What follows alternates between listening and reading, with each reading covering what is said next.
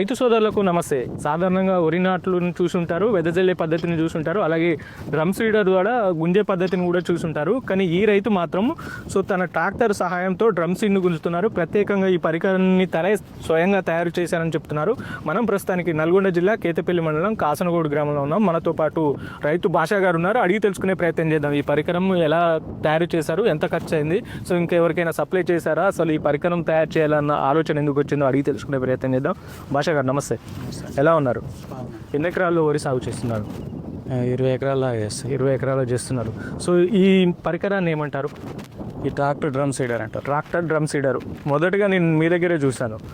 మీకు ఈ ఆలోచన ఎలా వచ్చింది?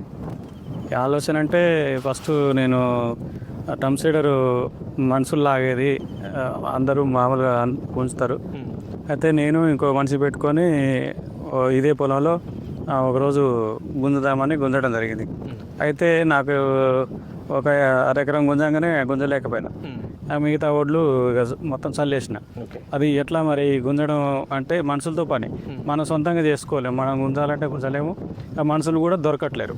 కాబట్టి దీన్ని ఏం చేయాలి అనే ఆలోచనతో 2 డ్రమ్ సీడర్లు యాడ్ చేసి ట్రాక్టర్కు ఇట్లా హైడ్రాలిక్ ద్వారా మనం కల్టివేటర్ ఎట్లా తగిలించుకొని చేయలేమా అని ఆలోచన చేస్తే చేయొచ్చు. కానీ మళ్ళీ ఫుల్ వీల్స్ మీద మళ్ళీ అచ్చులు పడతాయని నాదొక డౌట్ ఉండే. అచ్చులు పడకుండా ఇంకేం చేద్దామని ఆలోచన చేస్తే దానికంటే ముందు ఫుల్ వీల్స్ వెనకాల ఈ రబ్బరు మ్యాట్ ఇది. ఓకే, ఈ రబ్బర్ మ్యాట్ పెట్టుకొని దాని వెనకాల డ్రమ్స్ వచ్చేలాగా తయారు చేసుకున్నాం మేమే, నేను మా బాబు ఇద్దరం కలిసి. ఈ రబ్బర్ మ్యాట్ దేనికోసం ఇది? ఈ రబ్బర్ మ్యాట్ ఈ వీల్స్ తొక్కినప్పుడు ఇట్లా నీళ్ళు లేకుండా గీతలు పడతాయి. నీళ్ళు లేకుండా వేయాలి గింజలు. నీళ్ళు వేస్తే తెగలు అటు ఇటు వచ్చి మళ్ళీ పొట్టుకపోయి పక్కకి మలవకుండా పోతాయి. కాబట్టి నీళ్ళు మొత్తం పూర్తిగా తీసేసి కొంచెం మామూలుగా ఆడినాకనే వేయాలి. కాబట్టి మళ్ళీ పెళ్ళలు వేస్తుంది. కాబట్టి పెళ్ళలు వేయకుండా పెళ్ళలు వేసినా కానీ ఎంత పెళ్ళలు వేసినా కానీ ఈ రబ్బర్ మ్యాటు నున్నగా చేసుకుంటూ వస్తుంది. దాని వెనకాల ఈ డ్రమ్స్ వస్తాయి. ఓకే, ఈ రబ్బర్ మ్యాట్ ముందుగా నున్న చేసుకుంటూ వెళ్తే దాని నుంచి గింజలు పడతాయి. ఎంత సైజులో పెట్టుకుంటారు గింజలు? ఇది అంటే ఇది మొత్తం తీసేస్తేనేమో సాలు వస్తుంది. అయితే నేను ఏం చేసినంటే ఒకటి మూసి ఒకటి వేస్తున్నా. ఒకదానికి మధ్య ఎంత దూరం ఉంటుంది? 8 ఇంచులు గ్యాప్తో పడతాయి ఈ గింజలు ఒకదానికొకటి. ఇది తీసేస్తే 4 ఇంచులు కూడా కాదు, మొత్తం సాలు పోసినట్టు పోస్తుంది. సాలు లెక్క పోస్తుంది. అందుకోసం మీరు అది మూసుకోవడం వల్ల మంచిగా సాలు పోసినట్టు పోస్తే గింజలు ఎక్కువ పడతాయి. ఇంకోటి ఏంటంటే పిలక కూడా రాదు. ఇది ఏమవుతుందంటే 8 ఇంచులు ఇటు 8 ఇంచులు ఎడల్పు వస్తుంది, ఇటు 8 ఇంచులు ఎడల్పు వస్తుంది. ఎటు చూసినా 8 ఇంచుల ఎడల్పు అచ్చు పోసినట్టు వస్తుంది. ఆ కర్ర కూడా గాలి తోలి మంచిగా ఉంటుందని అట్లా చేసుకో. ఈ ఓళ్ళకి వెళ్ళి ఎన్ని గింజలు పడతాయి పటకాడ? ఈ ఓళ్ళకి వెళ్ళి 8 నుంచి 9 నుండి 9 గింజలు పడతాయి. 9 పిలకలు కూడా వస్తాయి. దాని ద్వారా మొక్క కూడా బలంగా వస్తుంది అట. అంటే కొంచెం గింజలు ఎక్కువ పడాలనే ఉద్దేశంతో వేసిన. ఎందుకంటే పిలక వచ్చినా దేనికి వచ్చినా కానీ అదే కుదురు లాడ్డు ఉండి మంచిగా వస్తుందని. సరే, అది 8-9 గింజలు పడేటట్టు చేసుకో. మనం నాటేసిన ఒక 4-5 మొక్కలు పెడతారు. కాబట్టి 7-8 గింజలు ఒకసారి ఒక్కడ 6 పడతాయి, ఒక్కడ 8 పడతాయి, ఒక్కడ 10 కూడా పడుతుండొచ్చు. ఓవరాల్గా ఈ తయారు చేయడానికి ఎంత ఖర్చు అయినాయి? ఓవరాల్గా తయారు చేయడానికి డ్రమ్ సీడర్లు ఈ డ్రమ్స్ కొనుక్కున్నాయి, మనం తయారు చేసేది ఏం లేదు. అది బయట షాపులలో తెచ్చుకోవడమే. మిగతా అది ఐరన్ సామాన్ మొత్తం తెచ్చి మేమే ఫిట్ చేసుకున్నాం. ఈ డ్రమ్స్ అన్నీ కలిపి 35,000 దాకా వచ్చింది. ఈ ఫ్రేమ్ తయారు చేసుకుని ఫ్రేమ్కి ఈ డ్రమ్స్ని బిగించుకున్నారా? దీంట్లో ఒక రాడ్ వస్తుంది, మళ్ళీ దీంట్లో హెవీ రాడ్ ఒకటి, దీంట్లో ఒకటి, ఈ డ్రమ్స్ లాగా ఒక రాడ్ వస్తుంది. ఆ రాడ్ దాంట్లో వస్తుంది. ఆ రాడ్ కూడా హెవీ రాడ్, అది ఐరన్ రాడ్.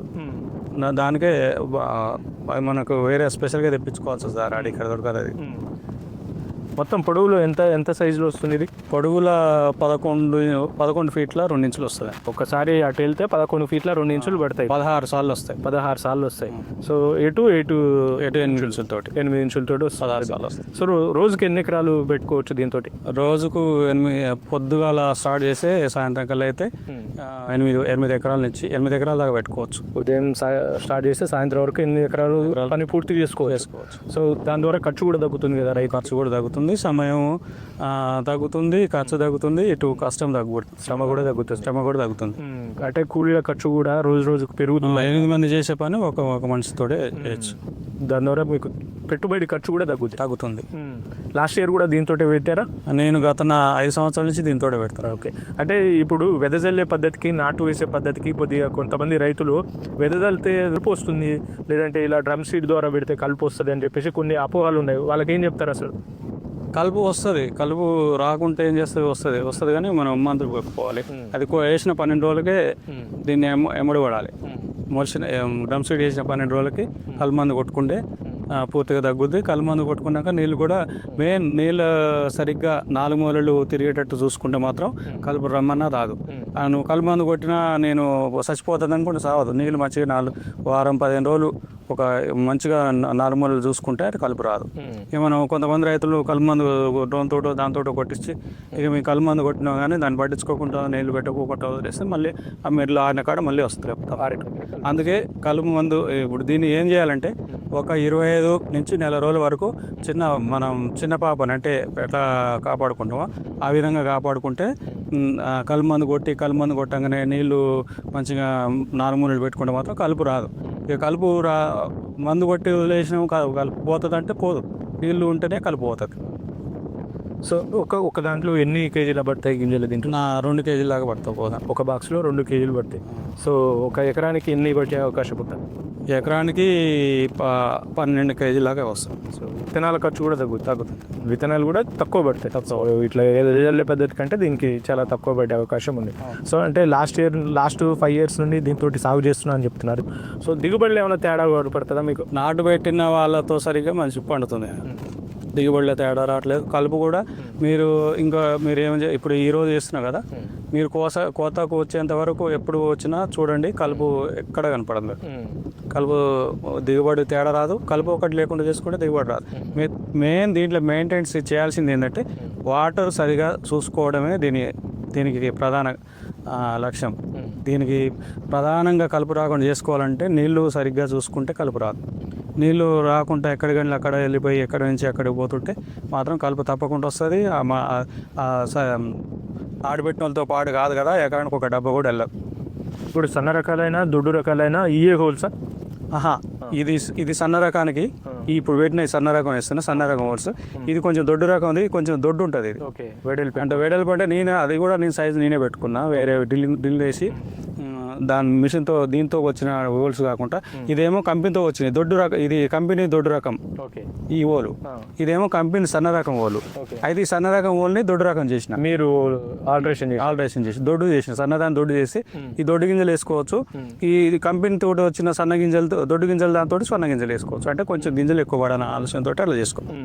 సో ఈరోజు మనం విత్తనాలు వేస్తాం అనుకోండి, సో దాన్ని మళ్ళీ ఏమైనా నానబెట్టాలా లేకుంటే ఎట్లా మొలక కట్టాలా ఎట్లా?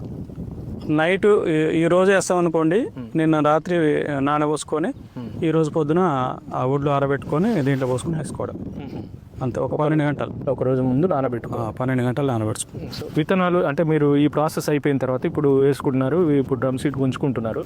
సో దీని తర్వాత ఏముంటుంది మళ్ళీ తర్వాత?